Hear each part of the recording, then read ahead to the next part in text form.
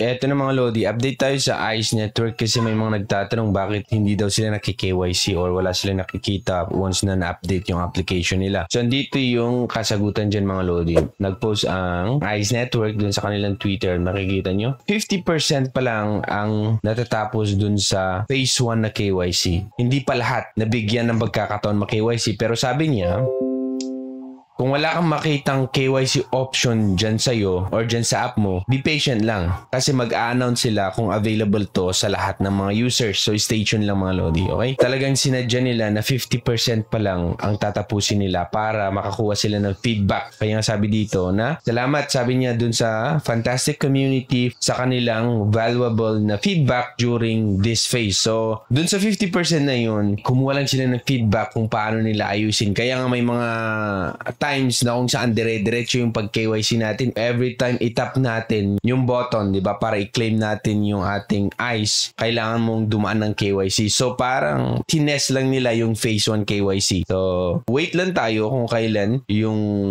phase 1 KYC na magiging available sa lahat ng users. So, napakaganda. Ito yung update ng ICE Network, mga Lodi. Kasi maraming nagtatanong, bakit pa ulit-ulit na lang, araw-araw na lang na kailangan mong dadaan sa face verification? Ngayon, sa akin, 4 days ko ginawa yun na araw-araw every time i-extend ko yung pag-claim ko ng ICE, kailangan kong dadaan ng face verification. Pero ngayon, nawala na siya. Okay? Dahil natapos na ata yung KYC. Pero pag kayo, KYC kayo ngayon, tapos ganun pa rin ginagawa nyo, not sure lang kung anong nangyayari, kung kailangan pa ng mas matinding verification pa sa inyong account. Okay? Pero ako, nawala na, Lodi. So, hindi naman ata forever na gagawin yun hanggang sa mainnet. Check lang nila kung talagang real human ka, hindi ka bot na kung nag-create lang ng account mo, tapos yun na. Okay? One way yun para matanggal yung mga hindi totoong tao na sumasali dito sa ICE Network. Okay? So, isa pang update natin is itong Avive. Ino-hold niya ang number 1 siya ng app dun sa South Korea. Hindi basta-basta mga Lodi ang South Korea. Once na sila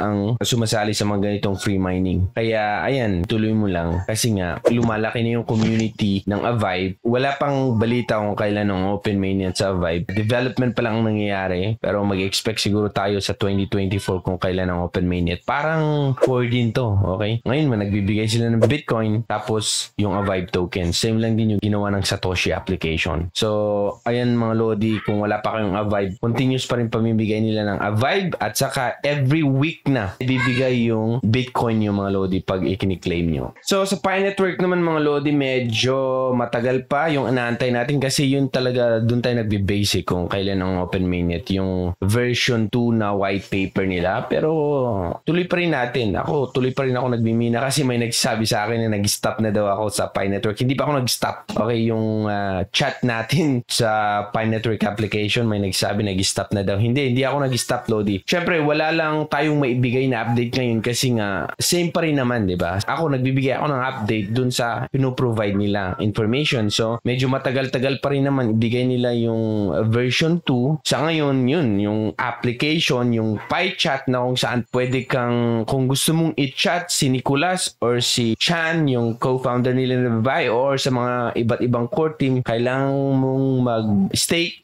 ng Pi. So, ito yung isang paraan nila para magbayad ka para magamit yung Pi coins mo. For example, itong isang Pioneer na to, nag-send siya ng 0.51 Pi, okay, sa address na to, na paying for DM creation. Nag-create siya, diniem niya itong si Nicolas, pero inaantay pa daw niya yung reply.